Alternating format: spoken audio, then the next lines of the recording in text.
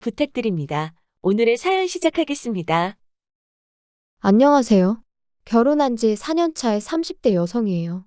제가 원래 제 이야기를 잘하는 편이 아니다 보니 어떻게 시작해야 하나 싶은데, 사실 오늘 친구랑 만나서 커피 한잔하며 수다 좀 떨려고 했는데, 친구가 몸이 안 좋아 못 나오겠다고 하더라고요.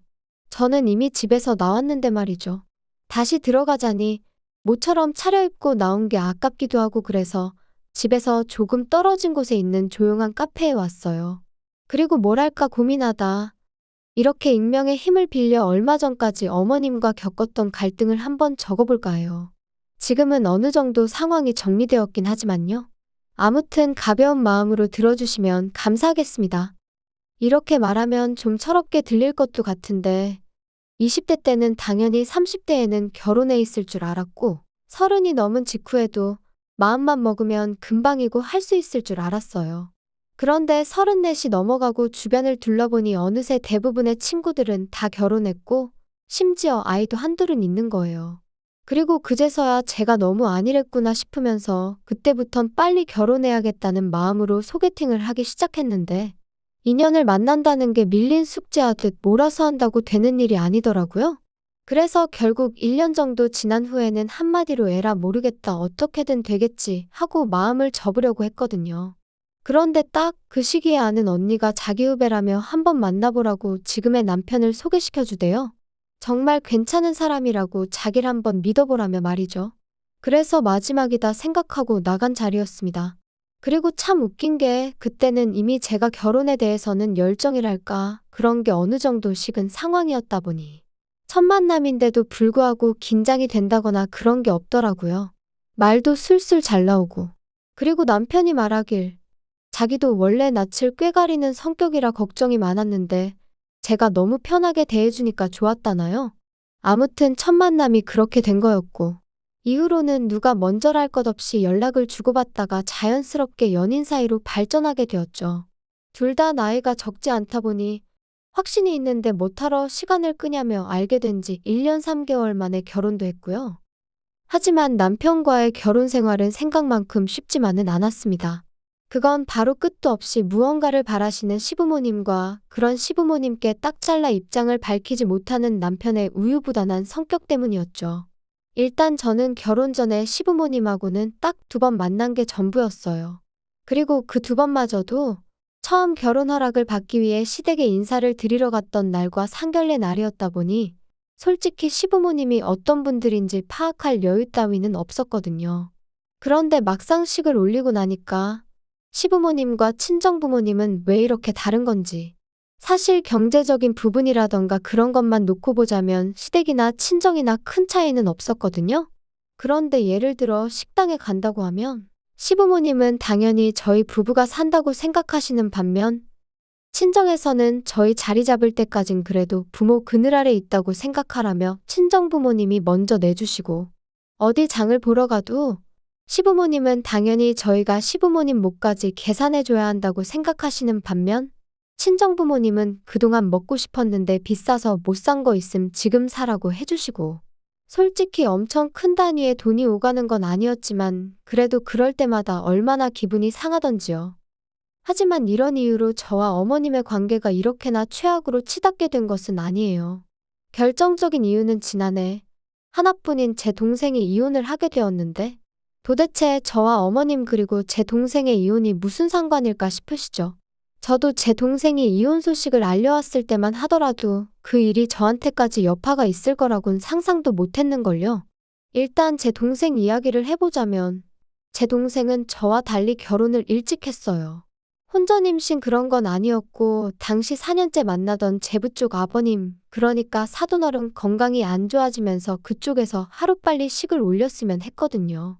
사실 어차피 결혼 이야기는 오가던 사이고 다만 때를 정하지 못하고 있던 커플이었기에 그게 큰 문제는 되지 않았고요. 아무튼 그렇게 둘이 결혼하고 1년 만에 아이를 갖고 또 10개월 후에는 건강한 아들을 낳았고 솔직히 저랑 달리 여동생은 한마디로 교과서 같은 인생을 살았어요. 그런데 지금으로부터 2년 전 당시 조카 나이가 7살이었는데 사고로 세상을 떠났습니다. 동생은 임신을 하면서 직장을 관뒀다가 조카가 5살이 넘어가자 다시 일자리를 알아보기 시작했어요. 나이도 있고 경력이 단절된 기간도 길다 보니 너무 불안하다면서 말이에요. 말이 나왔으니 말이지만 사실 자기 하는 일에 워낙 자부심도 있었고 좋아했던 동생이었기에 회사를 관둬야 될 것 같다고 했을 때는 제가 다 속상하더라니까요. 친정부모님 또한 나름대로 힘들게 뒷바라지한 딸이 결국 전업주부로 살게 된 걸 무척 안타까워하셨고요. 하지만 결국 보란듯이 동생은 재취업에 성공했어요. 그러니 저희 친정은 말 그대로 축제 분위기가 따로 없었답니다. 하지만 얼마 후 만났던 동생의 표정은 어쩐지 밝지만은 않더라고요. 그리고 나중에서야 말하길 사돈어른께서는 동생의 재취업을 무척이나 못마땅해 하셨다대요. 다시 직장에 들어가겠다 했을 때부터 결혼하고 아이를 낳고 했으면 이제 여자 김지영이 아니라 남자 박지훈의 아내이자 박준우의 엄마로만 살아야 한다면서 자꾸 내 인생이 어쩌고 그러면 안 된다고 그거 아주 못된 짓이라고 그러셨다나요? 상견례 때 배웠던 사돈어른의 이미지와는 너무나 상반되던 여동생의 말에 저도 저희 친정부모님도 크게 충격을 받았어요. 아무튼 그리고 이후로도 걸핏하면 그깟 몇 푼 벌어온다고 유세 떠느라 네 할 도리를 똑바로 못하면 가만 안 두겠다. 네 친정엄마한테 전화해서 너 데려가라 할 거다. 정말 별의별 소리를 다 하셨더라고요. 하지만 이후로 동생은 직장 생활도 육아도 그런대로 잘 병행해 나가는 눈치였어요. 그런데 2년 전 그날 동생 말로는 갑자기 회사에서 지방에 있는 공장에 다녀오라고 하더랍니다. 진행 중인 프로젝트에 차질이 생겼네 어쩌네 하면서 직접 현장에 가서 사진을 찍어오랬다나요. 그리고 동생은 그걸 싫다 좋다 할 위치가 아니었기에 어쩔 수 없이 제부한테 전화해 잊지 말고 아들을 유치원에서 픽업하라고 했다는데 제부가 그만 그걸 깜빡했던 거죠. 그리고 그 사이에 혼자 집에 오던 조카가 버스에 치여 며칠 동안 병원에 입원해 있다가 세상을 떠났어요. 이 일로 양쪽 집안에서는 당연히 난리가 났습니다. 아니, 난리 정도가 아니라 말 그대로 초상집이 되어버렸죠. 그런데 어이없게도 이런 와중에 제부 쪽에서 동생 탓을 하기 바쁘더라고요. 애시당초 엄마라는 여자가 밖으로만 돌아다니 이런 일이 생길 수밖에 없었다며 어찌나 비난을 해대던지. 하지만 저희 쪽에서 보기엔 동생의 부탁을 깜빡한 제부가 더 잘못한 거 아닌가 싶었거든요. 그리고 막말로 조카는 제 동생 혼자 낳았냐고요. 그렇지만 동생이 그래도 자기 남편한테는 뭐라고 하지 말라고 그 사람은 자기한테 미안해하고 죽을 만큼 괴로워한다면서 감싸는데 아무튼 그때를 생각하면 지금도 가슴이 찢어지게 아프고 우라가 치밀고 그래요. 그리고 결국 그렇게 시달리던 동생이 제부한테 이혼하자 했어요. 같이 있으면 애가 더 생각나고 결국 당신도 미워지고 서로가 더 불행해지는 것 같다면서 제부한테 제발 놓아달라고 그랬다대요. 그리고 이혼만큼은 절대 못한다던 제부도 결국엔 동의했던 거지요. 그런데 여기서 제부가 생각지도 못한 얘기를 꺼냈습니다. 자기 엄마 때문에 많이 힘들었겠다며 가족이 살던 아파트를 제 동생 명의로 바꿔줬거든요. 참고로 동생은 조카가 죽고 나서 청소기 필터에도 조카 머리카락이 있다며 못 비우고 있을 정도로 조카의 흔적이 조금이라도 남아있을 법한 물건부터 시작해 조카가 쓰던 방까지 정말로 애착이 컸어요. 그래서 이혼하자 했을 때도 집을 처분할 수도 없고 어쩌면 좋으냐고 무척이나 걱정했었죠. 조카가 쓰던 방은 도저히 정리할 자신이 없다면서 말이에요. 그리고 다행히 그 마음을 제부는 알아줬던 거죠. 그런데 이 이야기를 들으신 어머님께선 말 그대로 막말을 쏟아내셨습니다. 그래도 네 동생은 참 재수도 좋다면서 남들 같으면 애 죽인 애미라고 손가락질 받았을 거라나요? 그리고는 그 남자 부모는 아파트 명에 바꿔준 거 아는 거냐. 모르니 가만히 있지 알면 그냥 둘 리가 없다. 우리 집 같으면 어림없다. 뭘 잘했다고 재산까지 낼름 받아먹냐. 그리고 제 입장에선 당연히 이런 소리를 듣고만 있을 수는 없더라고요.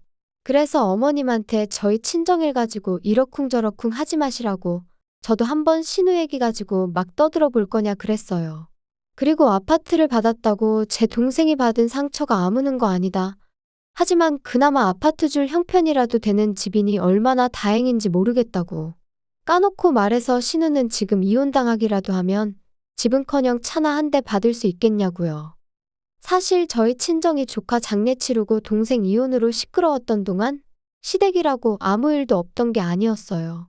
남편에게는 위로 4살 많은 누나, 그러니까 저에겐 신우가 있는데 신우가 씀씀이가 장난이 아니었거든요. 누가 보면 진짜 재벌집 딸인가 싶을 정도로 비싼 물건도 척척 사나르고 어머님한테 선물도 자주 해드리고 뭐 자기 돈 자기가 쓴다는데 누가 뭐라 하겠냐마는. 그런데 심해부가 서울로 올라오게 되면서 그동안 신우 씀씀이의 비밀도 만천하에 드러나게 되었습니다. 심해부가 다니던 전 직장은 지방에 있었고 그러다 보니 이런저런 문화적 복지라던가 혜택이 많은 건 아니었는데 딱 하나 정말 부러웠던 거, 그건 바로 사택이 있다는 거였어요. 사실 남편에게 듣기로 심해부나 신우나 결혼할 당시 모아둔 돈도 없었고 양쪽 집안에서 그렇다고 크게 도와줄 형편도 아니었다 보니 사택은 정말 큰 도움이 되는 상황이었다대요. 그런데 이제 두 사람 사이에 아이가 생기면서 신우는 무슨 생각이었는지 모르겠지만 심해부는 종종 애는 서울에서 키워야 된다 그런 소리를 하더라고요. 그리고 그 소리는 애가 커갈수록 더 자주 들려왔는데 그 집이 원래 엄마인 신우보다 아빠인 심해부가 더 자식 교육에 열을 올리는 편이었거든요. 아무튼 그래서 심해부가 서울에 올라오고 싶은가 보다 올라오겠구나 싶더니 기어이 서울에 있는 회사로 이직에 성공했다면서 2달 안에 이사를 온다는 거예요. 그리고는 신우더러 그동안 모아놓은 돈에 대출받아 전세라도 구하게 알아보라 했던 건데 문제는 심해부의 생각과 달리 신우는 한 푼도 모아놓지 않고 그동안 심해부가 벌어다 준 돈을 다 써버렸던 거였죠. 신우는 자기 이러다 이혼당한다며 하루가 멀다 하고 어머님한테 연락을 해대는 눈치였어요. 그리고 그렇게 어머님이 내리받은 스트레스는 고스란히 저희 남편한테 전달되어졌죠. 어머님께선 이러다 네 누나 이혼당하면 어쩔 거냐고, 가만히 보고만 있을 거냐, 네 누나가 얼마나 너한테 잘했냐 하시며 남편을 들들 볶으셨는데 사실 신우가 얼마나 저희한테 잘해준 건 없어요. 저는 싫다고 필요 없다고 하는데도 자기가 쓰다 질려버린 명품백을 준다던가 심해부가 안 입는다며 비싼 옷을 남편에게 가져다주는 일이 몇 번 있긴 했지만 솔직히 고맙기는커녕 부담스럽고 짐스러워서 돌려준 지 오래였으니까요. 아무튼 이런 식으로 몇 번 통화가 오가더니 하루는 어쩐 일로 어머님이 남편이 아닌 저한테 연락을 해오셨어요.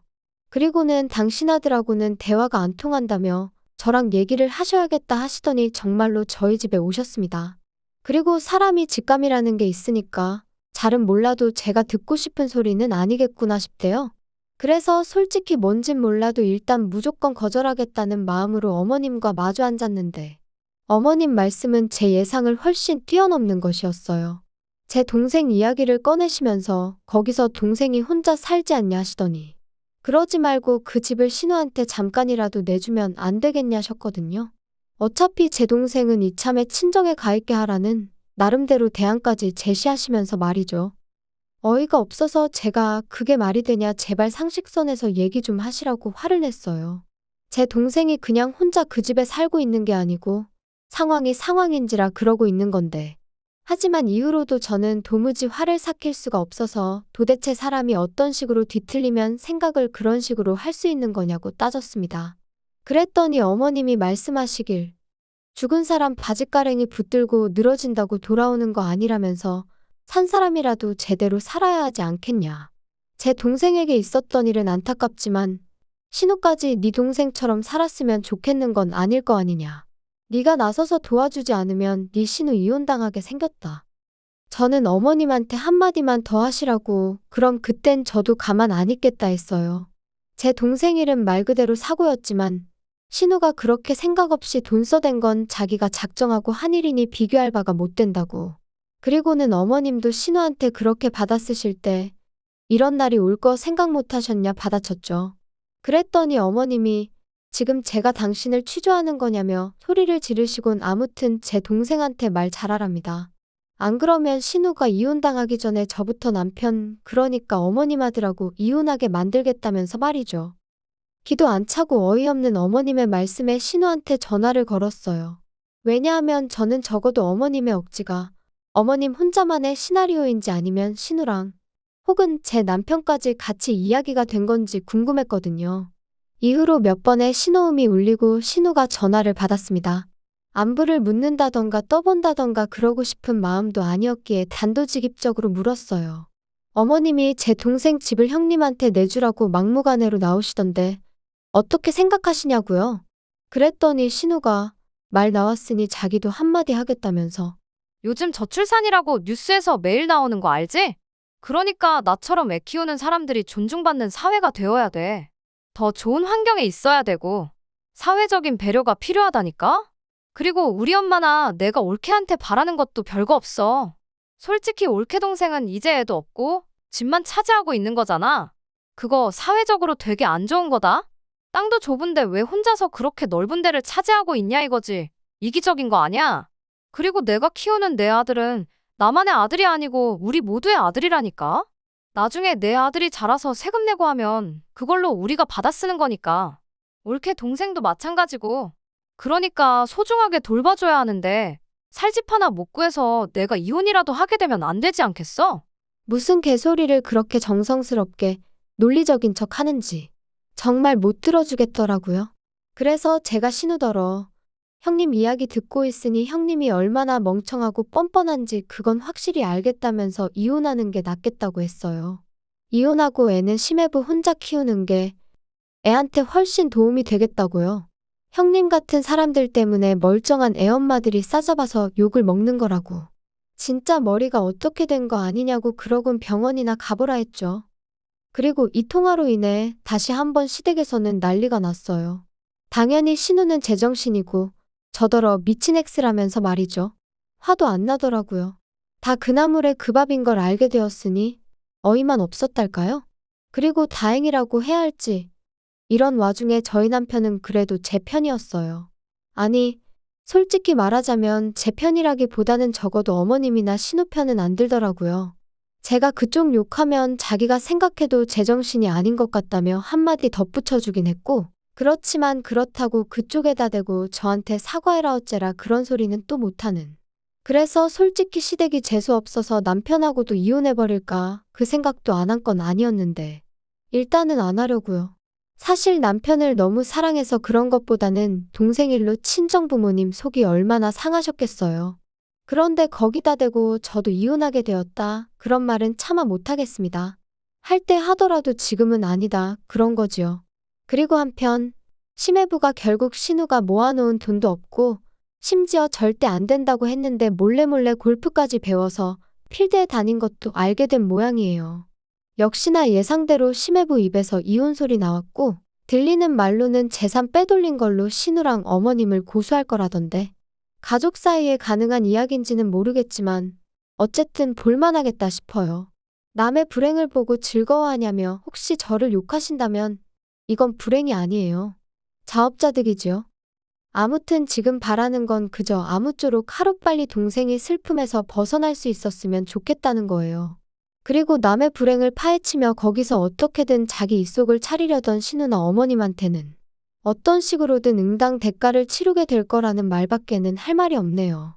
물론 동생하고 신우를 보고 있자니 사람이 착하게 산다고 늘 좋은 일만 있는 것도 아니고 못되게 산다고 늘 안 좋은 일만 있는 것 같지도 않다는 거지만요. 그래도 물론 결국 착하게 사는 게 정답이겠지요? 제 생활은 둘에 비하면 그다지 유별날 것도 없고 평범한 듯하니 불평불만 없이 감사하는 마음으로 살아야 하는 건지. 아무튼 생각이 많아지는 요즘입니다. 긴 이야기 들어주셔서 감사합니다. 오늘의 사연은 여기까지입니다. 구독과 좋아요, 알람 설정해주시면 앞으로 더 좋은 사연으로 찾아오겠습니다. 감사합니다.